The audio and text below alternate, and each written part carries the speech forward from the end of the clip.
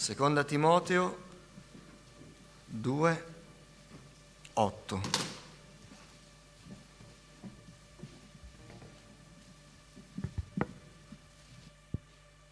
L'hashtag per i nostri adolescenti questa mattina è risorto.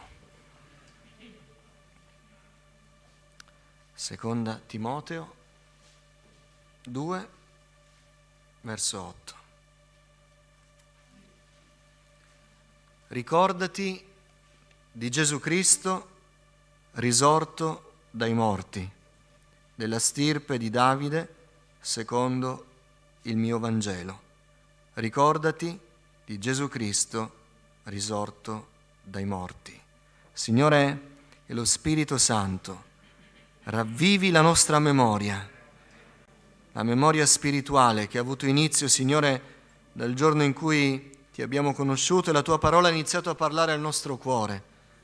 Signore, disponi il nostro cuore a ricevere realtà spirituali, perché noi possiamo crescere un po' di più questa mattina, Signore, conoscerti un po' di più, Signore, e avvicinarci a te un po' di più.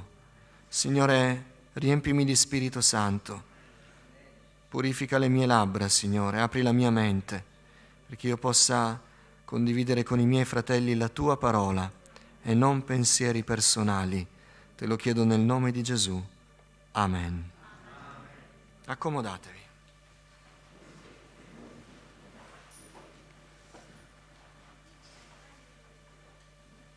Forse tra i tanti aspetti relativi all'opera di salvezza compiuta da Gesù, la resurrezione è tra quelli meno pesati, diciamo così.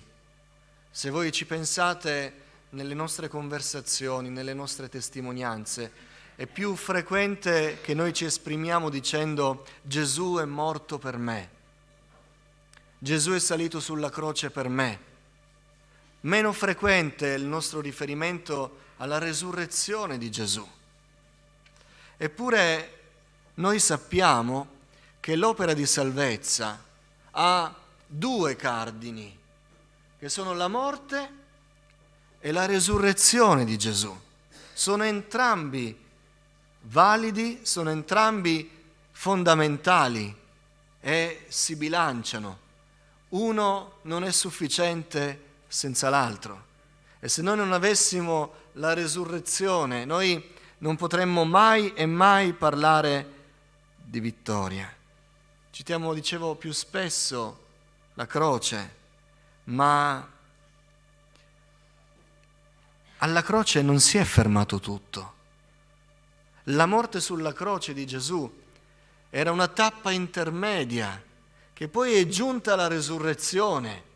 Quindi l'opera completa, compiuta, è la morte e la resurrezione di Gesù. E allora Paolo scrive al suo figlio spirituale Timoteo dicendo, dopo averlo esortato, preparato, incoraggiato a servire il Signore, ricordati di Gesù Cristo risorto dai morti. E sta parlando dell'incarnazione di Gesù, perché parla della stirpe di Davide. Sempre a Timoteo Paolo dice, il Signore, c'è un solo mediatore tra Dio e gli uomini, ed è Cristo Gesù, uomo. Quindi parla dell'incarnazione, parla del fatto che Dio si è fatto uomo per venire tra noi, per vivere con noi, per morire per noi e per risorgere. Amen. È risorto un uomo. In cielo adesso, alla destra del Padre, c'è un uomo. C'è Dio, certo, c'è il Figlio di Dio. Ma non è andata solo la parte divina. Un uomo è salito al cielo, glorificato, risorto, che ha vinto la morte. E allora l'Apostolo dice a Timoteo, ricordati di Gesù Cristo risorto dai morti. Se noi ci fermiamo al Golgota, noi non riusciamo a vedere pienamente l'opera di salvezza. Noi dobbiamo arrivare alla gloria della risurrezione per comprendere quanto è grande il piano di salvezza che Dio ha provveduto per noi. Gloria a Dio! se noi sfogliamo le pagine del Nuovo Testamento, dopo questa premessa, noi noteremo che differentemente da noi, gli scrittori, i personaggi del Nuovo Testamento citano più spesso la resurrezione che la crocifissione.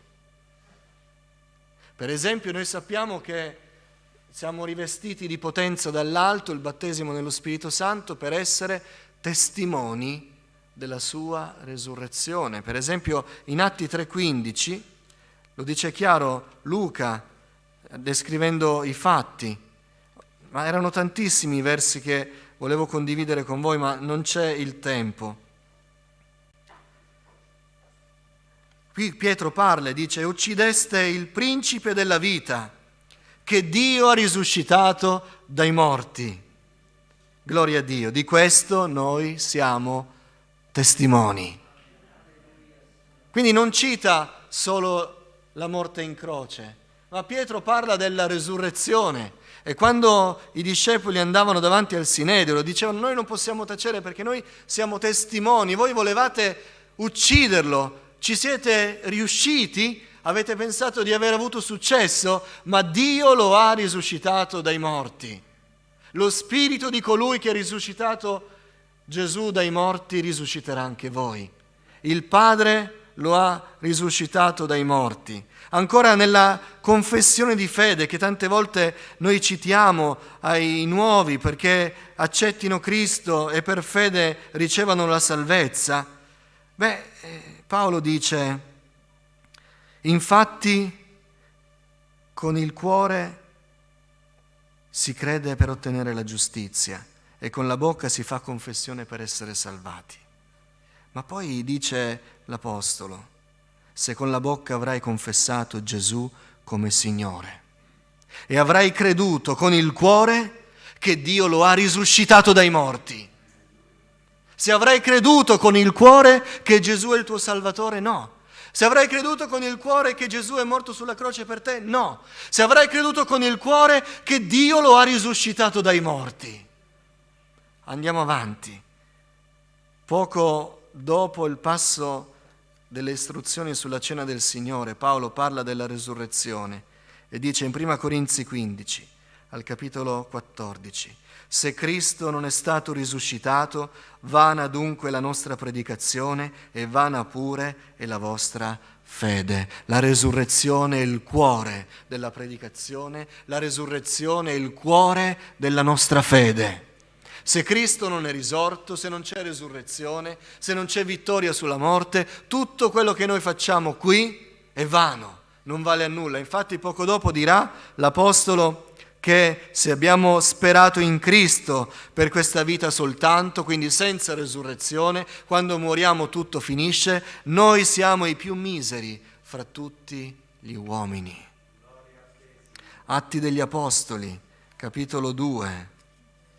Dice, testimonia Pietro, dice un fatto che ci parla dell'inevitabilità, diciamo così, della resurrezione.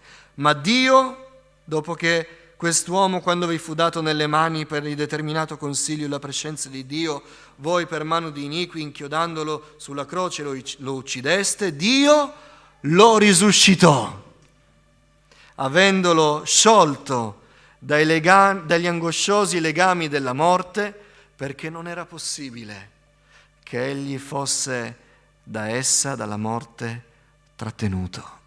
Non era possibile, perché egli è più grande della morte, egli è più grande di ogni cosa. E allora l'Apostolo, che ha già parlato tante volte di resurrezione, con cui Timoteo era stato per tanti anni, aveva preso tutto dall'Apostolo.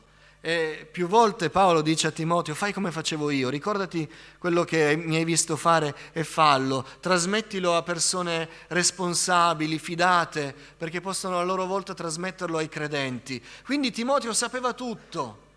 E questa lettera, che è il testamento di un uomo anziano vicino alla morte, le parole più importanti sono sempre quelle: quando siamo vicini alla morte lasciamo tutto il resto e andiamo a ciò che è fondamentale. E allora Paolo sta scrivendo le ultime cose, ha poco tempo, deve lasciare le cose più importanti al suo figlio spirituale. E che cosa gli dice?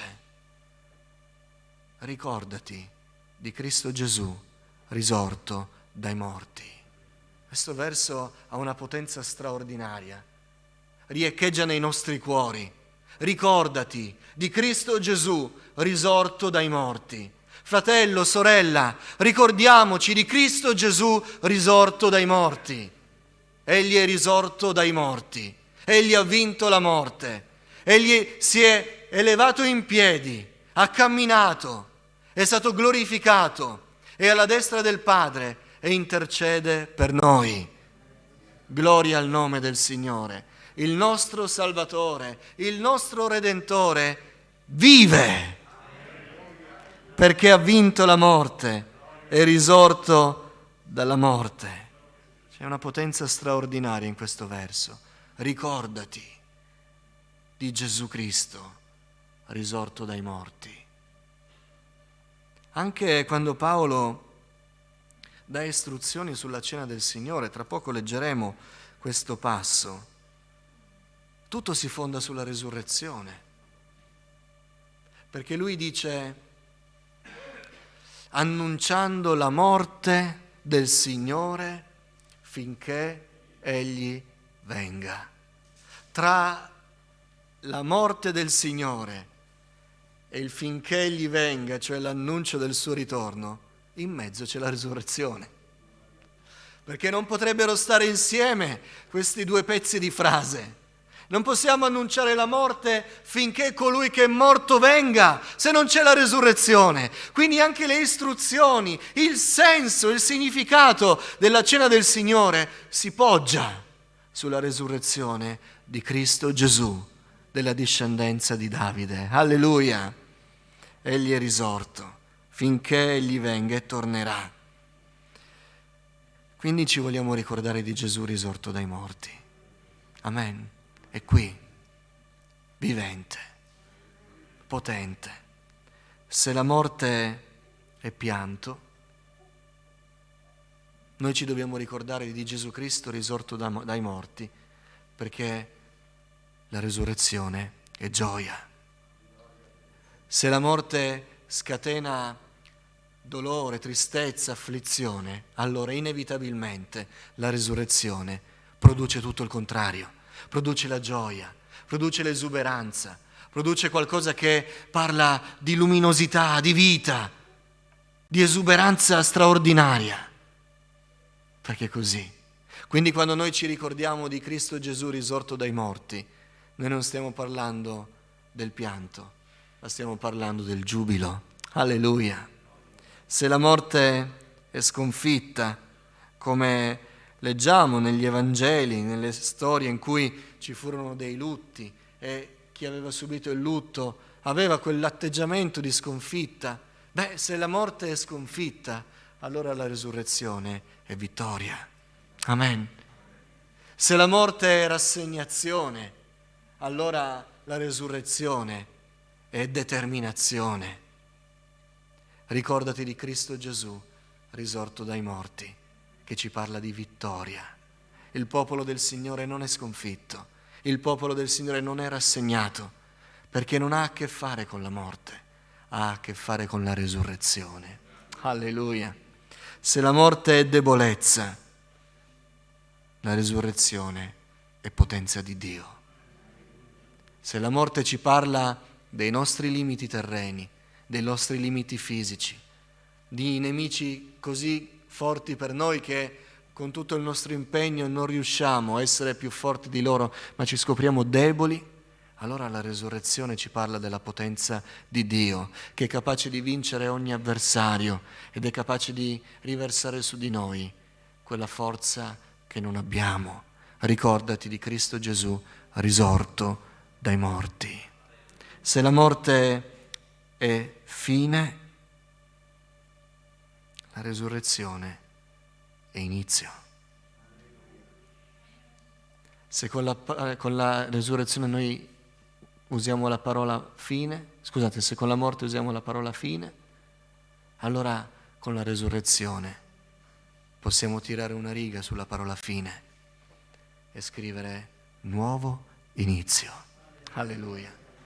Ecco perché oggi celebriamo la cena del Signore, un ordinamento del Signore, ha un aspetto simbolico che dobbiamo tenere il più possibile vicino all'insegnamento del Signore, così come lo è il battesimo in acqua, che ci parla della morte e della resurrezione. Non lo facciamo in un'altra modalità, perché in quello simbolo, in quella figura c'è tutta la potenza, non della parola fine,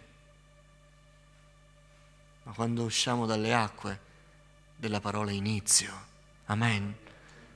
Perché la resurrezione dà un nuovo inizio. Ricordati di Gesù Cristo risorto dai morti, perché se stai mettendo parola fine alla tua vita, alla tua scelta, al tuo cammino, se tu ti ricordi di Cristo Gesù risorto dai morti, tu potrai dire, da questo momento allora inizio, perché Gesù vive. Alleluia. La forza, la vita, le promesse della nostra fede, del cristianesimo, si fondano sulla resurrezione di Cristo Gesù, sul fatto che Egli può essere nostro Salvatore, può essere nostro intercessore, può essere nostro avvocato, può essere nostro condottiero, soltanto perché è risorto. Alleluia. Lui è per noi, ha vinto la morte e noi ci vogliamo ricordare che colui che è per noi è vivente tra noi, è qui. Gesù vive. E allora, se leggiamo le parti prima di Seconda Timoteo e il brano dopo questo verso che abbiamo letto, noi inquadriamo tutto molto meglio.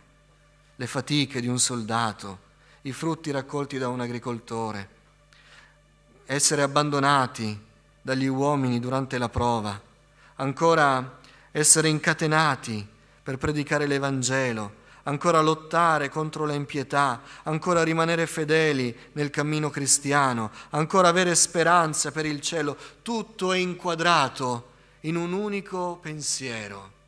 Ricordati di Cristo Gesù risorto dai morti. Allora sarai capace di fare un passo in avanti, allora sarai capace di continuare il combattimento, allora sarai sicuro che Dio ti ascolta, allora sarai sicuro che sei accompagnato dall'Emanuele, perché Egli è risorto, Egli è vivente. Quindi adesso celebreremo la cena del Signore e lo faremo con questo pensiero nel cuore, che qui tra noi c'è Gesù, perché è risorto dai morti.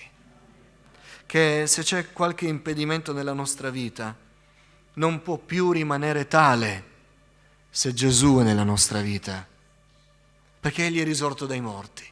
Se Lui ha vinto la morte, gli è forse difficile sostenerci nelle nostre difficoltà?